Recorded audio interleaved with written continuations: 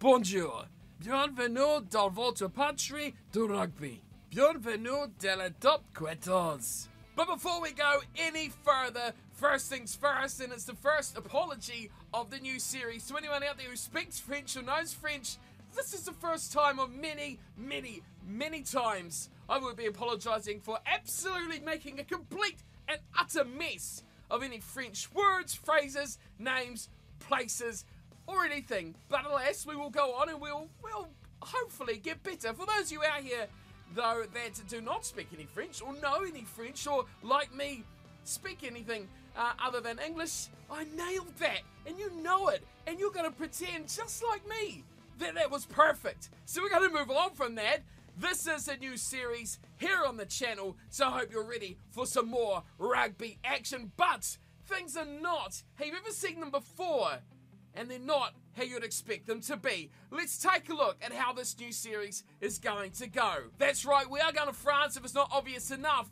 But where are we going? Well, let me tell you now. We are going to Montpellier, and this is what it's going to look like.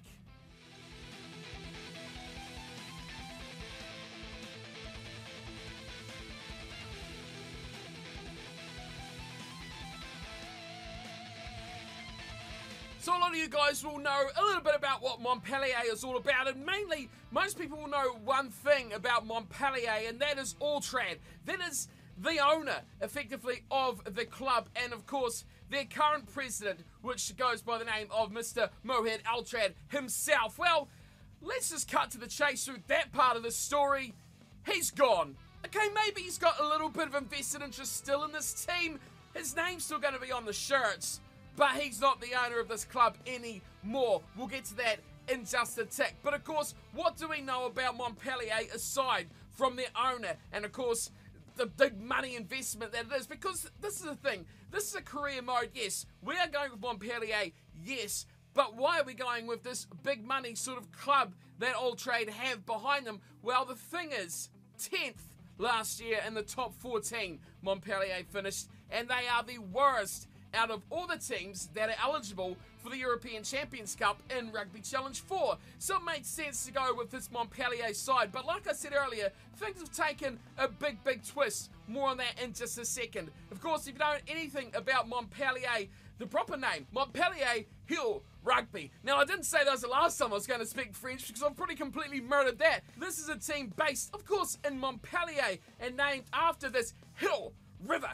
It sounds like I'm speaking Japanese, but no, we are still French. Anyway, they do play in the top 14, and they are one of the biggest clubs, obviously, going through there as well. They've made stadium for quite a few times over the last 20 or so years, but now they play, look at this, they play in a stadium I can pronounce. It is the Ggl Stadium. They moved there in 2007, and they wear, of course, the beautiful blue and white kits. This is a little bit of what their badge looks like as well. You'll be seeing this a lot more as time goes on, and for those of you who may be able to work out a little bit of something clever, they were established in 1986. That is a fantastic year. Now, what is the history of this Montpellier side? Well, not as good as you may imagine, or not as good as we aim to take them. Now, this is a team that has never won the top 14. Now, runners-up in 2011 and 2018, and of course, they've never won the European Champions Cup. Those are two big, big goals we have for this series. They've indeed won the Challenge Cup twice in 2016 and 2021, just last year. That's their little claim to success, I think you may say. But we want to go bigger and better than that. Of course, we spoke about earlier that Altrad is out. They're Altrad. They're gone. The name's still on the shirt, but they're gone. They're out of here. So what does that mean? What does that mean? It means the money is gone as well. So there's a new change of direction here at Montpellier. Who are the owners? That's you. You're the owners of the club. And let's be honest, do you have the money to support a rugby club? I sure as hell don't. So that's where this series is going. We don't have the money. The big international stars, gone. They're out of here. The foreign imports, the guys that aren't French, the local players are here. The international talents are not. And that is where we begin this series. Having a look at this team that we've moulded now from just the French players who have been left to this Montpellier side. Once you skim all that fat, that beautiful, tasty, international flair of this Montpellier side, you are left with what you are seeing here on your screen. This is our team for the opening season. It's still got some really, really good players in here, but I think this may be a season where we should struggle, and we've got to build this team up as well. I mentioned earlier, this is a series that is unlike any other rugby series you've ever seen anywhere. There's a whole set of rules, so let's take a look at those now. Now, I have this handy little whiteboard here, which you're going to completely not be able to read, but here are the set of rules that I've been working out over time. That makes no sense to you whatsoever, so I'm going to make it a little bit nicer for you to read, and here we go. Let's take a look at what these rules and regulations, stipulations we are going to have on our team in this career mode. So, of course, what we do know, we are with Montpellier. That is the best thing about the series. The squad, we have restrictions on the squad. We have to have only, or no more than, 10 non-French squad members max. So that means in our squad of 28, 30, 35, 40 players, I don't know, however many we want, only 10 can be non-French players. 5 of those non-French players will be allowed to start in the match day squad. So we're talking your starting 15, that will have 5, and the starting 23, to be fair, that will have 5 in that side maximum. So we're going to have at least 10 of our starting 15 will be French players. That means we've got to dig deep into that battle chest of French players. Also, the third stipulation in our squad is that 3 non-European players max in our match squad and match day squad.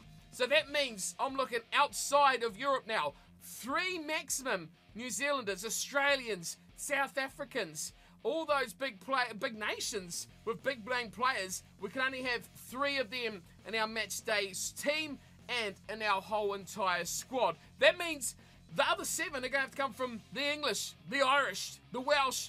We're of course going to have heaps of French, but all those other nations inside of Europe, we can pick up plenty of those talents as well. Pretty much just how things really do happen over there in France. Now, as you know, this is going to be a career mode on Rugby Challenge 4. So, the worst part about a career mode on Rugby Challenge 4 is you complete one season and you've got this huge salary or this huge wage bill that you can spend. And let's be fair, you're in the top 14 as you survive the season, which you do because there's no relegation.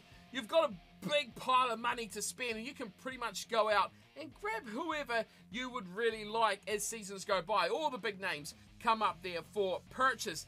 But on this series, that is not going to be the way it goes. No, we have special signing rules as well. So, 4 of these, let's take a look at what they are. Okay, so we have a player we want to improve. Let's say we want to improve the big man, the loose head prop, the number 1 in this team. If he is 67 rated, he is our best loose head prop in the squad. We want to get a better one. The maximum amount we can better that position overall is a rating of 3. So if we have a 67 rated loose head prop in our team already, the best we can recruit in that season is a 70 rated player. We can get a 69 or a 68 if we really, really want to, but in that position, we can only increase the best player we currently have by 3 overall attribute points. We've got a 75 rated fly half, we can only go to a 78. Hey, if there's no one available, we've got to be really, really clever about what we do within these things. Of course, if a player can play in multiple positions, that plays in our advantage. If we do have someone who can play at the wing and fullback, and they're our best rated player, that counts for both positions as well. So that means we can't just go out there after one season and buy the best players in the world. No, we have to build this squad.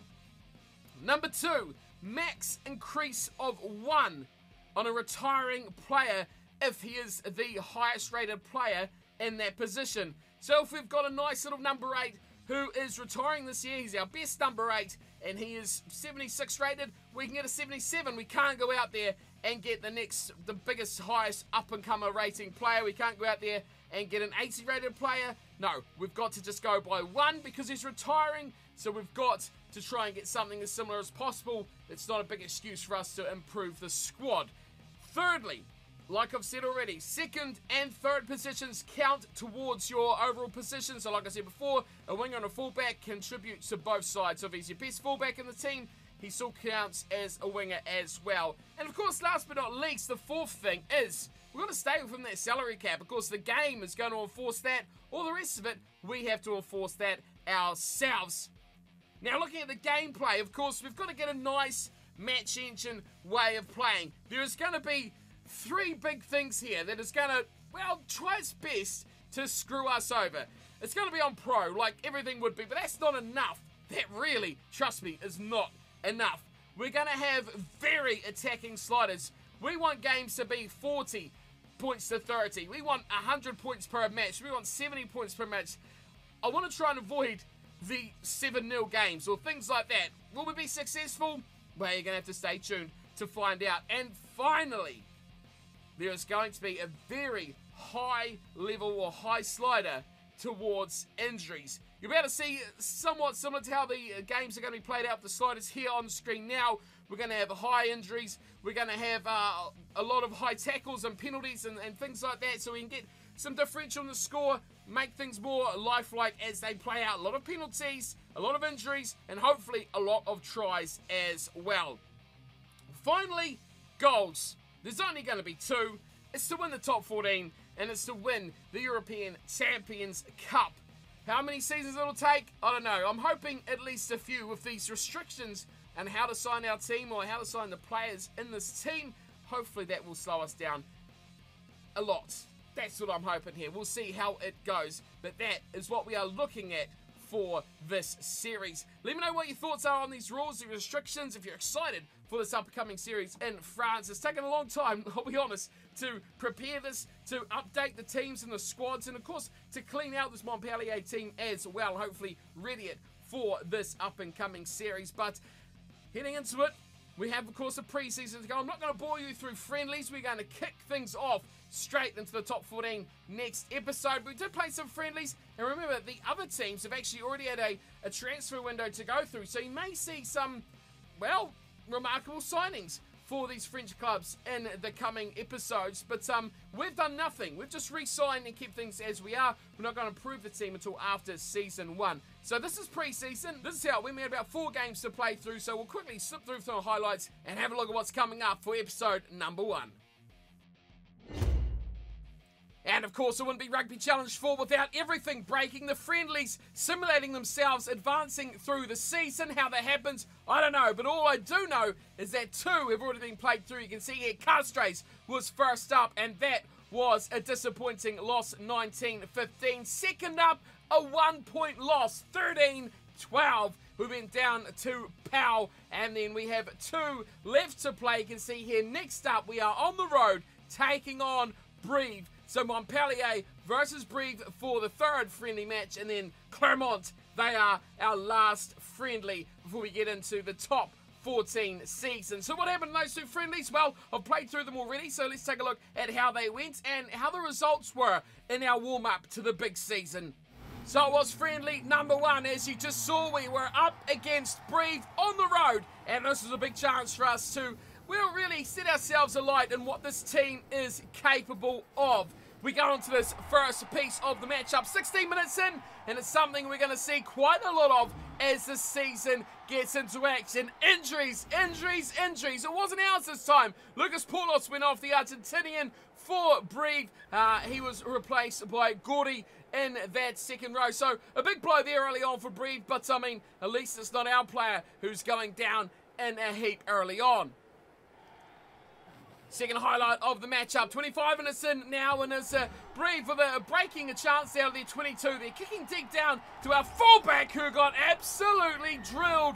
That was a big hit. It was high, no arms, and it was a yellow card as well to Brive. From that, we had a decision to make. Of course, you can see where it is, and we were, of course, going to take the 3 points on offer, and that goes to our number 15, and that is Bouffier, who is at the back, and he's got the kicking boots on.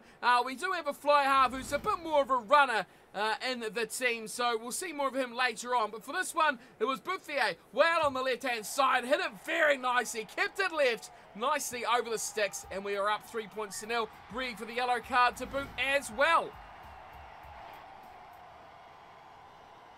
back into the action. It's just moments later, pretty much straight off that penalty kick. It was Breve kicking off, and I tell you what, this is something to put the highlight reels up for, because we just razzled the dazzle out of Breve. Ratisse, he's the man who is really going to be a star. Broke away down the right-hand side. Good little interplay there from his midfield, and he scooted down the wing, passing by the fullback with a nice little inside step, and the first try of, well, this matchup, but of our playable friendlies at least, went to Ratisse, and a cracker right off the kickoff it was as well. There's the ball, 1-2 through the midfield chance there, and then Ratisse, bang, off that right foot, showed the pace to get away from the cover defence, and dots down nicely in the corner to get a tough kick here for Bouffier, but he is a talented goal kicker, and he does make no mistake of it when he does get round to knocking it over, and he made the scoreline 10-0. Montpellier doing well so far,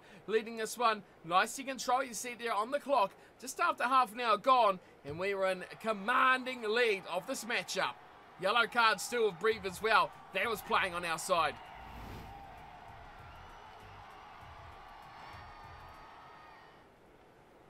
Well, again, it's not going to be double razzle-dazzle. Don't worry about that. We are just in the 33rd minute. Kickoff straight off that last try. That was straight off a kickoff. And Breve getting the game underway. We took it in, and it was a high tackle. Straight off the whistle. You know what's coming up here. Another yellow card. This was bad for Breve. They've got 2 men in the bin. And you'd imagine with 1 man down, we scored a try. Can we grab some more? On the attack now, Montpellier. This is just before half-time, a couple of minutes before the break, and we tried to go for a bit of a run here. Ratisse, he's the danger man. He knows where to go. Vincent gets hammered. Another high shot. This time, things went bad to worse for Breve. Look at that. It's a red card. Haven't seen one of them for a long time, and it's dished out, served on a big greasy platter, and that is another card. Now, that's a couple of yellows and a red, but currently one of the yellows has come back, so they're still down to 13 men, Breve, as we head towards the halftime break. 1 man with a red, 1 for the yellow, and of course right in front of the sticks there from the Vincent penalty, and Bouffier made it easy work of the 3 points and put us up 13-0. And we go to halftime as well with that score. Just after half-time, 47 minutes into the game, now you see Breve down on a defence and really struggling to get into the game. But look at this breakaway. Ratisse is he's hard to stop. But that time, another high shot, the swing arm this time. And guess what? Another yellow card. Don't worry, I've played a few of these games and not all of them are like this. This one was a real anomaly. Another yellow card and another shot at goal for our fullback Bouffier, who again is slick from the set of sticks. And he makes it 16-0 with this shot at goal off the left boot as well. Almost 40 metres back. A big old thumper from Bouffier. And that puts us up by 16-0.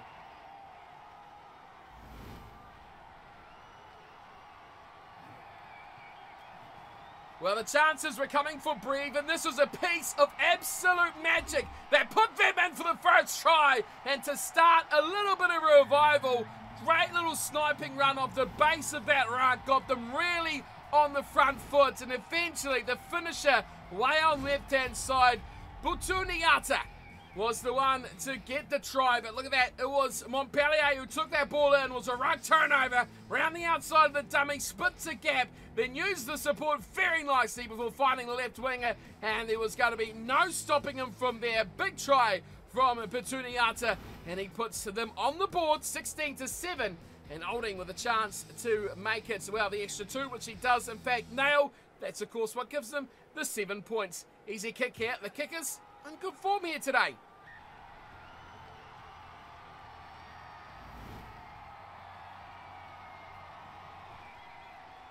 We are in the final stanza of this matchup. You can see now there's just 5 minutes to play. And Breve, they hold on attack. They are still trailing, remember, by a good margin of 9 points. So a try itself won't do it, but they've grabbed one anyway. Ggl, the scorer.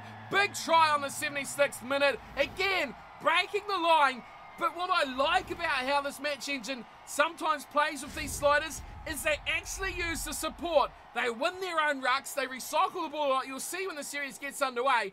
But the ability to identify support, that is the big thing. Normally, that move collapses there at that tackle from the initial bust, but Ggl scores, and with just a couple of minutes to go, it is going to be a 2-point difference. 16-14 is it's going to be another conversion here for Olding. Easy spot just to the right-hand side, and an easy 2 points there behind, but just the two. The penalties may be coming to save us as this game wears down to an end. There's only, like you saw, a couple of minutes to go.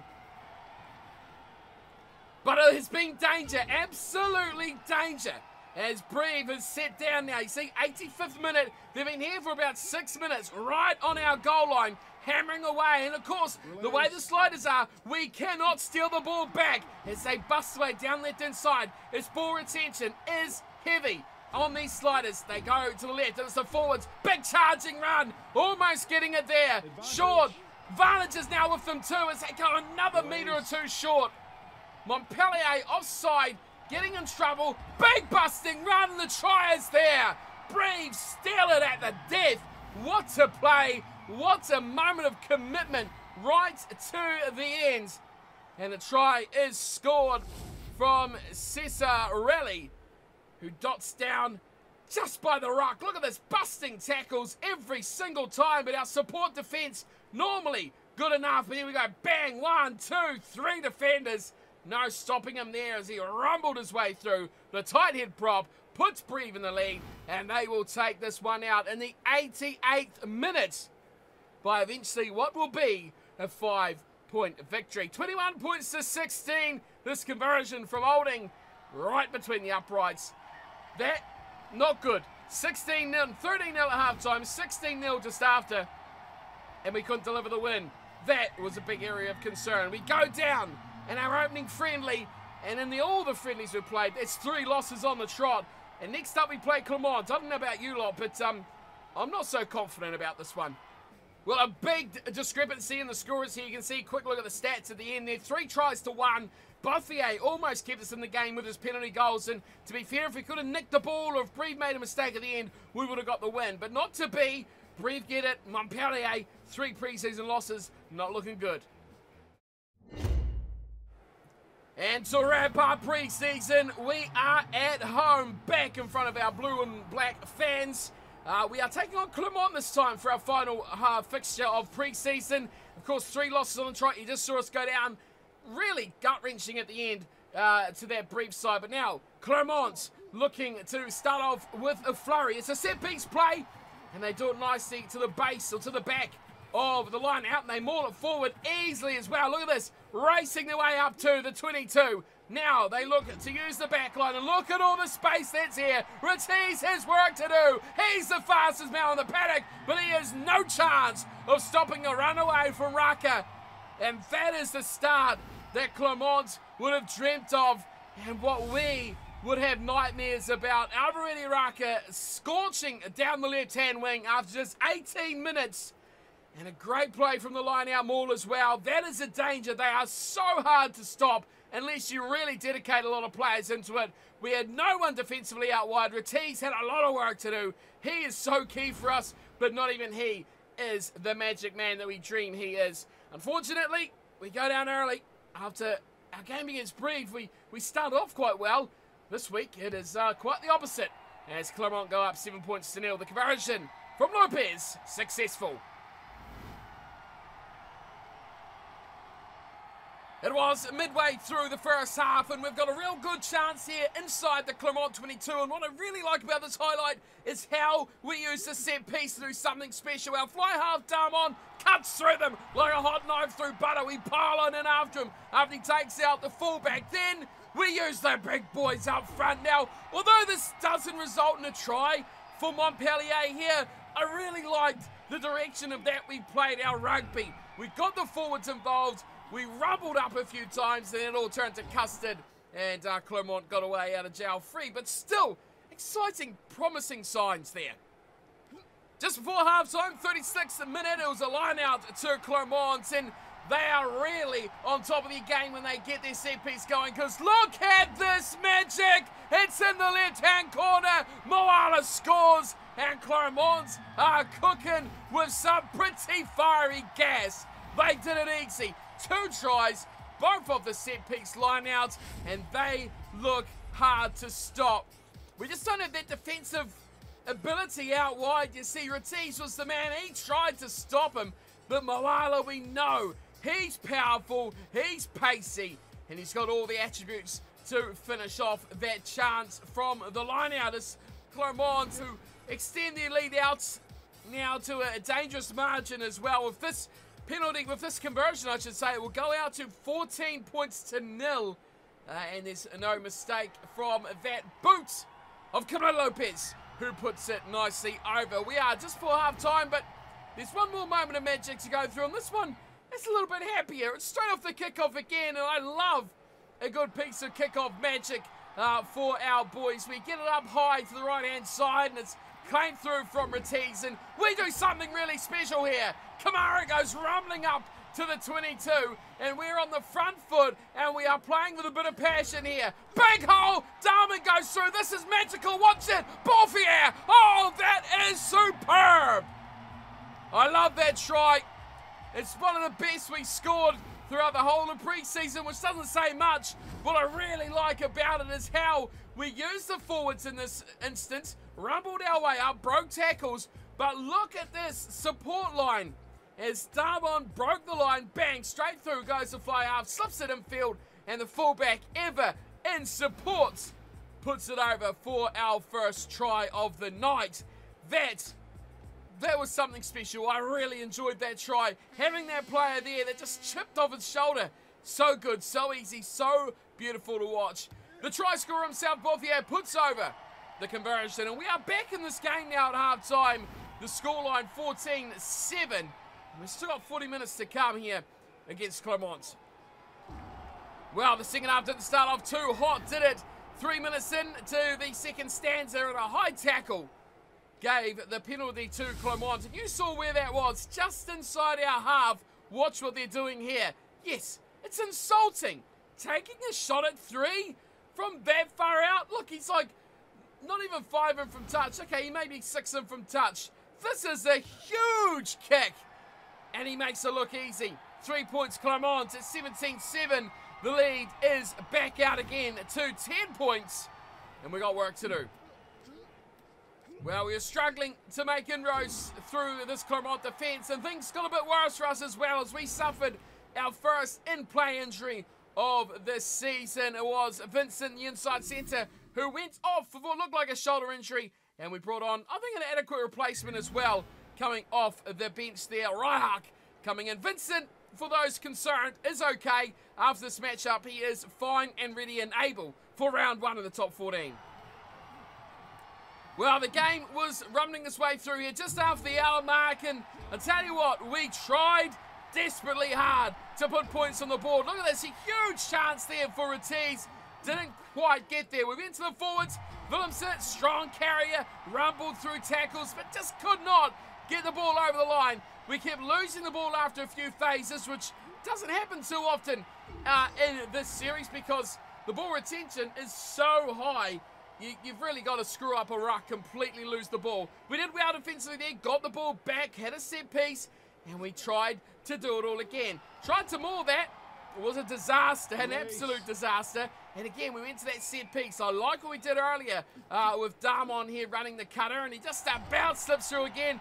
Got a little bit greedy, threw it out the back door, and just like that, you see, big chances, huge opportunities, and we just completely, consistently throw them away. Another turnover, a big play there from our big prop, who steals the ball 10 metres out, and again, we have another chance. Darman trying to slither his way through. Now we get it a bit loose out wide, and this was a massive chance, but the ball out wide in the corner, we get rumbled into touch. Quite remarkable. Really, really was quite remarkable. Look at this. Devastating from Clermont. And I don't know how they didn't score about 4 or 5 more tries. 3 phases, I think, now. They've gone 60 metres upfield from us being right on the line. Another chance. Kamara misses the tackle. Bouffier's not even at the back, which is a bit of a concern. Ficton did well. He was one that got the turnover earlier. And look at all the ground we lose. Into the 22. They are now Clermont. So simple. You know, 6 minutes of the game, and they are back on attack. They knocked the ball on, and they picked it up, and that did signal the end to the matchup and the end to pre-season, there was a few highlights. But to be completely honest, there wasn't many. We conceded late against Brive. We conceded consistently throughout and couldn't score tonight against Clermont. And there was much work to be done to the squad as we look forward to our first battle in the top 14 and see how that season will indeed go. I hope you're all looking forward to it. We're going to take a look now, firstly, at how this match went. We only scored the one try, of course, Clermont a couple and a penalty. But I think it was a cracker. Both Yea's try was absolutely outstanding. Raka and Moala for Clermont picking up their points. But let's have a look forward now to what will be in episode 1. And of course, the first few rounds of the top 14. So I think this series is going to be really cool. I think it's going to be good fun. I'm looking forward to getting it underway. It's taken me so long to get it all set up with setting all the players right and making sure that the teams are up to date with the upcoming, the current season now. Looking forward. So I'm really looking forward to it, and I hope you guys are too. Let me know what your thoughts are about this new style I think I'm doing in career mode. I haven't seen anything like this with rugby at all. We do see it in other sports. It's good to get these limitations and to make it a little bit more challenging for us to progress through. So remember, you guys now own Montpellier, and we will be kicking off our season together in episode 1 versus Castres. Remember, they beat us in our simulated friendly that we didn't want to simulate, as did Pal. So our opening 2 games are rematches of those 2 friendlies that we lost by 4 points and 1 point. Then we take on Stade Rochelle before seeing Asian and Bordeaux in the opening 5 rounds of the top 14. Clermont's back again. Oh, that doesn't fill me with any confidence whatsoever about our opening rounds. What I did notice was cool, actually, just before I started recording this piece. Castres is first. Castres is last. So we play them at the start of the season and at the end of the season. Round 26 as well. We'll see Castres in our final matchup. We do take on Lyon in our penultimate game as well at the end of the season, and Clermont's there as well. Look, Stade Francais, Toulon, it's going to be a disaster of a season with the team we got at the moment. But that is where we wrap things up. That's what we've got to look forward to, and that will be the opening game of this series. Like I said before, let me know what your thoughts are of the rules, the regulations, the plans, the stipulations that we've got to abide by. Is it good? Is it bad? What do you guys think about it? And of course, our squad. You saw it earlier at the start. It's, well, there's not many big names in there at all. And that is going to be the most entertaining part about this whole series. I'll see you guys for episode 1. Until then, though, make sure if you're looking forward to the series getting underway, so hit that thumbs up button if you are. And of course, if you want to make sure you don't miss out on episode 1, hit that subscribe button. Go on, it's big, it's red, and it's beautiful, and it doesn't cost you a dime, but it does help out the channel, and it helps out you to not miss these episodes as they come your way. So make sure to do that, and of course, I'll see you all for episode 1. Montpellier, Castres, and Terrible French. It's all coming your way here on the channel next episode. Until then, thanks for watching as always, and I'll see you for game number 1. Until then, take care. Bienvenue de la top crête. Bienvenue de votre patrie. Votre. Bienvenue de la